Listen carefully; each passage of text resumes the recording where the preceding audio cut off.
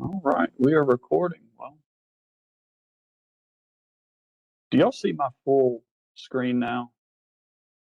Yes. Okay. All right, great. Well, thank you for taking the time to be here. This is the second meeting of the Kellow Street Traffic Calming Project. My name is Jeff Hammond. I'm a consultant working on behalf of the Nashville Department of Transportation, or NDOT, and our role is to facilitate the traffic calming program or assist in that. We also have Lon with us from Kinley Horn assisting as well.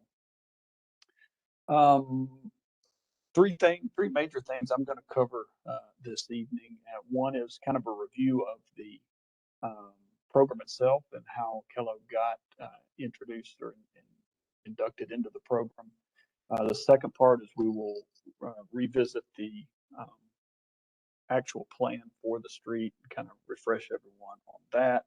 And then the third thing is give you some next steps, where we're going from here, and some time frame information to try and set some expectations in that way. This is the second meeting. We met back probably toward the end of last year, I would say, maybe in the early in the winter of last year. And so following our process, and I'll show you a slide about that here in a little bit. This is the second meeting. Did that advance? Sorry. Do you see slide 2? No, it's still the cover slide. How about that? There we go. So traffic calming is a residential street program. We do focus this on streets that were applied for, and those applications come from neighbors. So someone here on this street did apply for the program to be brought here, and we'll talk about how the data that got it here. We do focus on physical solutions. We found that nothing slows traffic down quite like putting something in the street for a driver to have to encounter, whether that's drive over, drive around, and so forth. Sometimes we do use more educational or informational things like signs and pavement markings, but those have some effectiveness, but we find our most effective solutions are those physical solutions. We do focus on reducing speeds. That sounds obvious for traffic calming. It kind of is, but some people want to engage the program to try and get traffic to move off of their street and go somewhere else. There are occasions where that might be partially part of our objective, but by and large, we try to keep traffic right where it is, but get drivers to drive in a more responsible manner by slowing down, recognizing that they are in a residential area where there are people walking, playing in yards, and so forth. And then lastly, we do try to encourage those lower speeds consistently over the length of the street, as opposed to a spot improvement, say at a crosswalk or to school or something like that. Those can be part of the traffic calming project, but we do like to look at a longer distance. We find that to be much more effective in calming traffic on the street as a whole. We do have in the bottom bullet here, we do have quite a backlog of requests for this type of work. I'll show you those in just a second. We always like to plug Hub Nashville. That if you're not aware of what that is, it's kind of the clearinghouse for all things service oriented from metro government. So if you have a need that you've seen in your neighborhood, whether it applies to the Department of Transportation or most other departments in Nashville, Hub Nashville is a great place to get started. You can kind of walk through an automated list of options there to put that request in. You access Hub Nashville at hub.nashville.gov. Mention some of the other applicants into the program. There is quite a demand. At our latest application window back in the winter, we had over 400 streets that applied, just like Kellow had. And we're doing about 50 projects a year. So that keeps us busy. If you think about that, it should be one rolling out about every week on average. And so that's a lot of progress, but there's also a big demand. And so you guys on Kellow, that you shouldn't feel like you're really facing anything too out of the ordinary, unfortunately, a lot of streets are facing a lot of the same speeding issues that you are. This is how we organize that. When we get so many requests, we have to prioritize those in some way. And the way we do that is through a prioritization method that looks at the data on the street. And this pie chart breaks down how we put weights on those things. So about 70% of the score has to do with how traffic is operating and behaving on the street. Most of that is through the actual speed that's measured, but 20% of it, another significant part, has to do with the presence or the history of crashes on the street. The other 30% has to do more with multimodal, mostly walking, but also some cycling activity that we know is desirable on these residential streets. And so 15% of the score has to do with the presence of active transportation accommodations. So in the case of this street, you have sidewalks, so you actually didn't score very well in that category. You were really near the bottom because you have good accommodations otherwise. Where you scored, I think you're actually number one, and everything that we looked at was the other category, which was neighborhood destinations. You're fortunate to be very near school, parks, maybe shopping opportunities, transit opportunities, those types of things. We know are destinations that people want to be able to walk to. And sometimes they can't do that because speed on the street is such a negative and such a fear that people won't even make those trips. And we do want to encourage that. So that becomes part of the score as well. And that category in this case was really a factor in how it got selected to be part of the program. The limits that we're looking at are from 18th Avenue to 10th Avenue. That's the entire length of this street. We'll show you a map here where it's a length of this segment. I know Kellow does kind of jog and offset a little bit over the 23rd. I'm not sure if you can see my cursor, but it's this street right here, and I hope I'm saying that right. I'm saying Kellow, but it's just along the south edge of Buena Vista Park, running as I said between 10th and 18th. I like this map too because green does mean something here. Green means that you're in the program, and we're kind of working through the process here. You see some other green streets. You see 28th over here, a little southwest of you. 25th and 26th there, very near where WeGo has a transit hub plant. All of those are also in the program, kind of about the same stage you are working through the process. The other colors might be of interest because purple means it's been applied for. So if you have neighbors and so forth that live on this purple street, they don't really have to apply. NDOT has their application in and has them in that prioritization scoring system. And then the blue lines, the blue dashed lines mean that traffic calming raised traffic cushion devices that we're going to talk about have already been installed. And that can be important because if it's something that you're thinking about and have questions and not sure about what these devices look like, go down to Clay Street, just a few blocks south of you, and you can actually drive on them. Those have been installed very recently. These other two green lines are 15th and 16th. They should be installed very soon. If they may have already been, and this just hasn't been updated, I'm not sure. But you do have some active projects just south of you that have some implementation already there. This is an interactive map. It's a great tool that NDOT has developed, and you get to it if you just go to the main traffic calming page. I always just Google Metro Traffic Calming and scroll down. You'll see down here where this yellow arrow is pointing. It's called the Traffic Calming Tracker, and so you can zoom into that and spend more time there if you want to investigate other projects in the area. This is the process slide about where we are tonight. We're here at the red circle at meeting number 2. So it shows that we're about 2/3 of the way through the process. That's probably about right.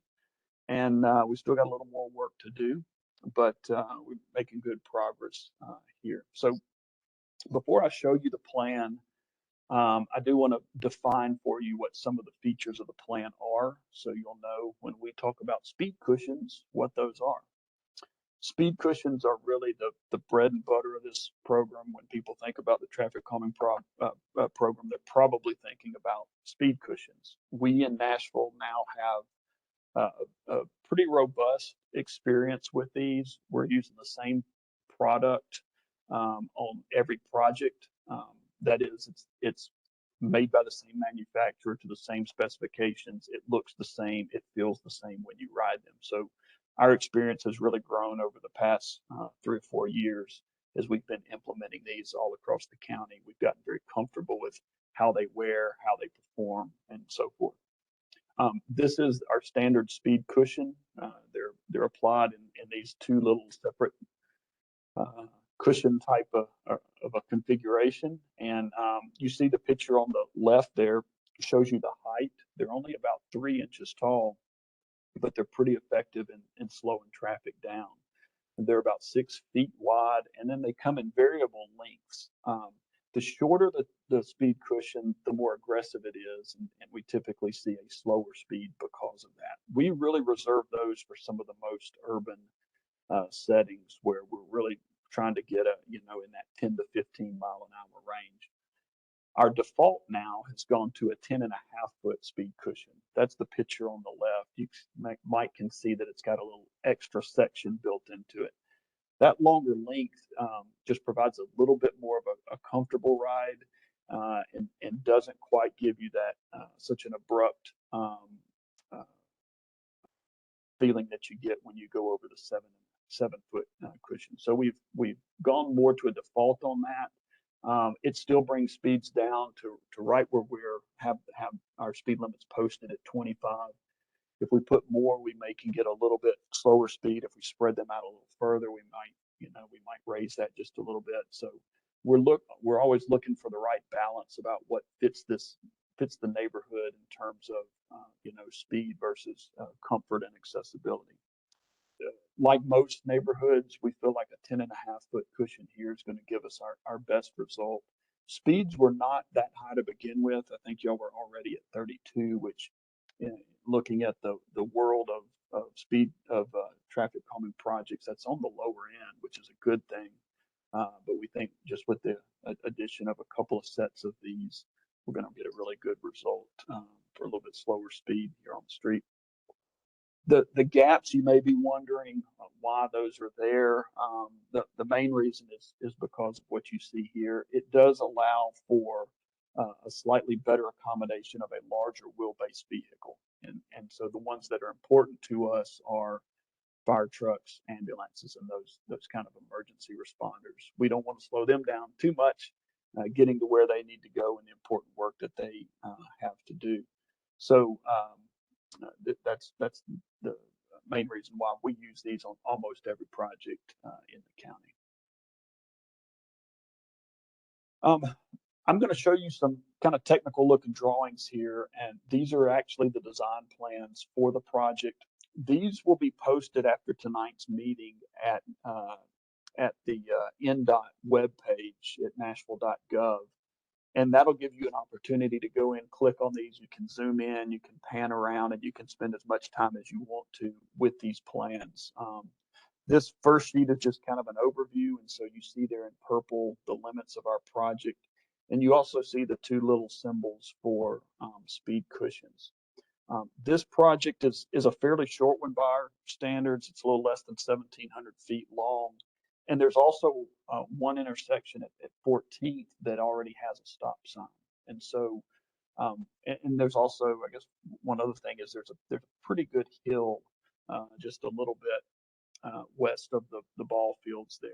We'll zoom in and I'll show you that. But what we try to do is we lay these in and we're looking for about a 400 to 600 foot spacing in between those critical stop points like stop signs. And so we've been able to achieve that pretty well here on the street. The next set of the plans gets into the real details, and this is what might be beneficial as you look at these on the website. You can see exactly where we're proposing these go, and you have these detailed notes that will say something like, the speed cushion is proposed to be centered 15 feet from the driveway at 1105, 1107 Kellow Street. So there shouldn't be any doubt about where we're proposing these. And again, we're looking at spacing between driveways. We keep them spaced out from those. We of course keep them away from intersections. There is a stop sign here at 14th, and so that's why we don't have any other cushions proposed between this one and excuse me, I'd never advanced the slide. I'm sorry. Um, the stop sign here is at 14th, and so we don't have anything else. That looks like a long distance here without a speed cushion, but keep in mind that is a stop sign there, so we don't typically put these very near stops. So that's the first part of the segment. As you come on down the hill, and there is a pretty good downhill going toward 10th right there. We've got another set right in between or right in front of the school, down toward the bottom of the hill. So that'll give us a nice slow point there between the baseball fields and the elementary school. That's really it. There's two sets of speed cushions proposed, and again, those are the 10.5-foot cushions. The width of this street is about 22, in some cases 23 feet wide, and so this last sheet of the plans just show how we would propose to place those across the width of the street. There's a curb on this street, which is great. Not every street in Nashville obviously has those, especially as you get out of the urban areas. And that becomes important because we know that if we leave too much room on the sides of these, people will try to drive around them. We know that. That becomes much harder when there is a curb there. So we don't have any instances where people have actually driven up on the curb. They're not that bad to drive over that you would need to work so hard to avoid them. But we do look at that spacing to make sure that if someone's driving down the street, they're going to have to put at least two wheels on these, and that tends to slow people down just as much as if they put all four on. So that's how the speed cushions would look as if you were looking down from above. I want to talk just a minute about the balloting process. Because this is important. It is a change from how we were doing this program a couple of years ago. Once we have consensus on the plan, and I think because we really haven't changed it much from the last time we met with you, that we're probably going to move on into the balloting stage. But it's important to know who gets to vote, and how we do that. And so the picture down at the bottom here shows all of the properties along the street. There are, with the exception of the school property and the park property, that are right down at 10th. Everybody else is a residential land use. And so those highlighted properties are the ones that we will be sending cards to. We send them to the owner of those properties, so they may not actually come to the address that's on the street. They will go instead to the registered owner of the property, as we have it by the register of deeds, and for that information that we can pull from them. You also see a couple of the technical term is horizontal property regime properties, but basically where you have two dwelling units on one lot and then they own the lot in common. You see that a little bit down here toward the park, where it looks like four little squares on one piece of property.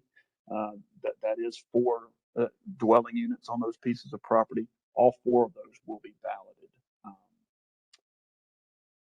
I think that's pretty much it. We don't leave the property. We don't run balloting up 14th or up Middle Street or anything like that. We stick to the properties who are the most impacted by these speeds. And so that's why we just vote the people right along the face of the right of way. Those ballot cards will go out. You see a picture of those over here on the left-hand side of the screen. And you go to that web page or click that QR code or call that telephone number. If you don't have that internet access and would rather just talk to someone, you're welcome to do that. And then it takes you to a traffic calming ballot page at Nashville.gov page, where you just give us the information, your property on the street, and whether you're for the project or not. And that process stays open for 6 weeks from the time we send those cards out. At the end of 6 weeks, we take in all the votes that we received, and if 66% 2/3 of the votes are in favor of the project, we will move ahead and order the materials and begin scheduling that for installation. If not, we will come back and relook and say, is there anything else that we can do that doesn't require those raised speed cushions? Maybe there's some striping or some signage we could do, and we'll relook at a maybe a lesser plan, lesser intensive plan that we could move forward with. I think that covers everything on the ballot. Yeah. So the last thing I'll cover is just some next steps and some information regarding timeline on this. I like to say give us 2 to 3 weeks from tonight to get those ballots sent out. We probably don't even need that long. You may start seeing those sooner than that. But in any case, once those go out, that will begin the 6-week balloting process. So that'll stay open for that period of time. At the end of that, it closes. If those 2/3 of the votes are in favor, we would then order the materials. That's taking us about 2 months to get those. Metro does not have the ability to order those in advance and stock them. Unfortunately, they're pretty large. They take up quite a bit of room. So we order those as needed and then receive those in that amount of time. And then it's about another 8 weeks once we have the materials to get the project scheduled for our contractor. This is the same contractor who does all the striping on Metro streets. And so a lot of times they'll use rainy days when they can't stripe to go out and install these. And it works pretty well. So they're beginning to get on more of a consistent cycle with the implementation of our speed cushions. Here's just some contact information for you. If you listening to this on YouTube and think of any questions or need to get in contact with us, I'm Jeff Hammond. I'm the one on the bottom. Gil Thomas is our program manager. It's our actual Metro employee that oversees us. Feel free to email either one of us any questions or concerns you may have, and glad to get back to you on that. With that, if there are no questions, that's everything I had to present tonight. Appreciate Councilmember Toombs joining us. Councilmember, do you have any questions for us or anything you'd like to add? No, I don't have any questions. Looking forward to the ballot process and implementation. So thank you. Sounds good. Well, we will move this project ahead, and you can watch for any more information to be posted at the Traffic Calming website. So on behalf of Land, we appreciate you joining us tonight and wish you all a very good evening. Thank you.